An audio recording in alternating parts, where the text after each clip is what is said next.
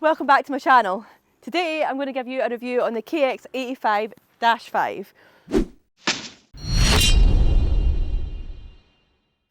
Now, for all of you who've been watching my channel, know that I have the KX80-4. So this is just a new and improved model of my machine basically. I've had this machine on demo from Kubota for 3 weeks now. I've also been on it the full time and my machine has been parked up. If you do watch my channel, you would have seen that I've done a review on the KX60-5 that we own ourselves. With them both being -5, they are very, very similar machines, more so inside the cab. But let's talk you around this one. So unlike my machine, the 85-5, it has got a built-in camera, which is a lot better. It makes it look a lot more finished. Mine's just got a little bit here which sticks out. It's just like stuck on basically with a wee housing bit over the top. It's so much more neat with the Kubota badge on top. Something else that you can't catch. Under here, everything is to hand, the air filter, your oil, your filters. Some machines you have to be away under and this and that, trying to change filters or whatever, but everything is just here. The dipstick is right here as well. I'm not going to take it out because I have been operating this machine all day, so it will be hot, but everything's just right to hand, right where you want it to be. Everything's all the same as the 85 here. You've got your fuel pump to refuel, your hose and your diesel goes there. So much easier having the hose, but I guess most of us are used to that now with machines having that. We've got the Aircon up the top, and that was one thing I asked, was it different from the 80-4? And the answer is no, it is still the same. So that is it just stuck on up the top there. It is whiny, you can hear it, but you're going to have your windows and doors closed anyway if you're using the aircon, so you can't really hear it. But one thing I don't like about the 80-4 is it's got such a whining noise when you're sitting inside it. Now it's just the hydraulics, you hear it like all day. It was that bad when we first got it. We got the fitters to come out to look at it because we genuinely thought there was something wrong with the machine. They couldn't find anything at all, and after speaking to other people who have them, it's just one of these things, like it does whine a bit. So that was like one of my main concerns when I was trying this, as if it was going to be the same.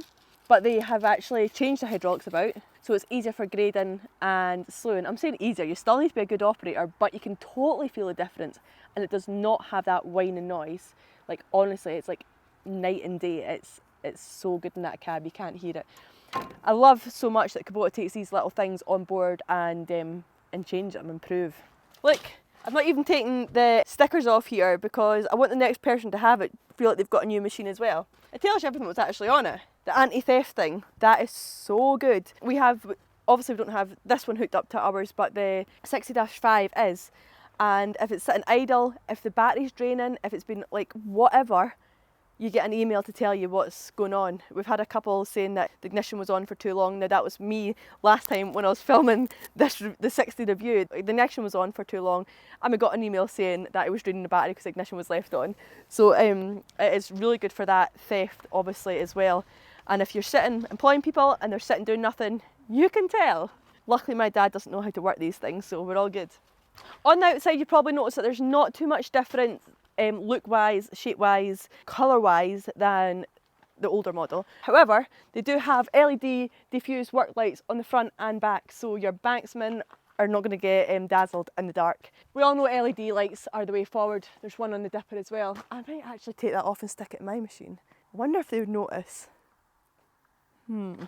Yeah, so there's not too much changes. The lights and the camera, as well as the hydraulics, what I talked about as well. Most of the big changes are inside the cab. So first thing I'll say is, excuse the mess, I have been in and out. I don't know if you can see in the background, but I have been really busy working, trying to get it all finished. So we'll excuse the mess, it will be tidy before it goes. But let's jump in and see what's different up here. So first thing you'll probably notice, let's ignore all of the extra screens because these are extras. They don't come standard with the machine. This here is a new 7-inch colour screen. Again, same as the 60, but my machine doesn't have it in it. You've got your controls down here, your dials to get into everything you want to get into. This does have a Rototilt on the end, so you don't really need to get into your oil flows or anything through that. That gets controlled through this. However, it's nice and bright. This is where your rear camera gets shown up when you're tracking back or whatever. You just hit the wee button here. Yep, there we are, and it comes on here. Whereas my machine has a screen like this basically for the camera itself, which takes up, having that back there just kills your vision out that window. So having it all in the one bit makes so much more sense, so much more compact, tidier. The whole thing is like so much more tidier. There's the big juice holder, a phone holder, ideal. Again, that prevents things in the window. I usually have my RAM mount there to keep my phone on, but when there's a bit here for it, then you don't really need it. It also has a, I'll go in it to show you, an air seat, which is good, it's so comfy. It also moves in two positions, so you can move the seat itself and then you can move the whole unit, which obviously I need because of my little short legs. So it's got the double shift and the air seat. Even small details like the radio, up here in the 80-4, it's there and it's down here. Now that just makes a big difference because you actually have to turn your whole body and it's just there, so you just go like this. You've got your aircon, which is 20% better than the last one. And believe it or not, but I actually do need aircon in Scotland. We have had such a good summer. Yeah, so just a lot more modernised in here. We've got a USB socket, we've also got the cigarette lighter. 2 hooks, one for your lunch bag, one for your coat, so you don't have to have them both there, or a hard hat, whatever. I'd pick my lunch bag, but you know. This is all built in. Screen washing mine's just sitting like it's just an add-on extra. Thought about that, put it in here, all tidied away. Now, as I touched on briefly, this machine is fitted with a Rototilt. This one has the quick change, so yes, I've got a go of not having to jump out to take the hoses off. You literally just drop your attachment there and control it from in there. However, I've not been on a job to use a different attachment, so save that for another day. With my 80-4, you can feel the Rototilt on the end. Now, I don't know how this is working. The machine's obviously a little bit lighter because I've got steel tracks in mine. There are 600 pads. They're rubber pads. So you would think having steel being a little bit wider would be a little bit more steady. But honestly, you can feel my Rototilt so much. Now, I am used to it. I love my setup.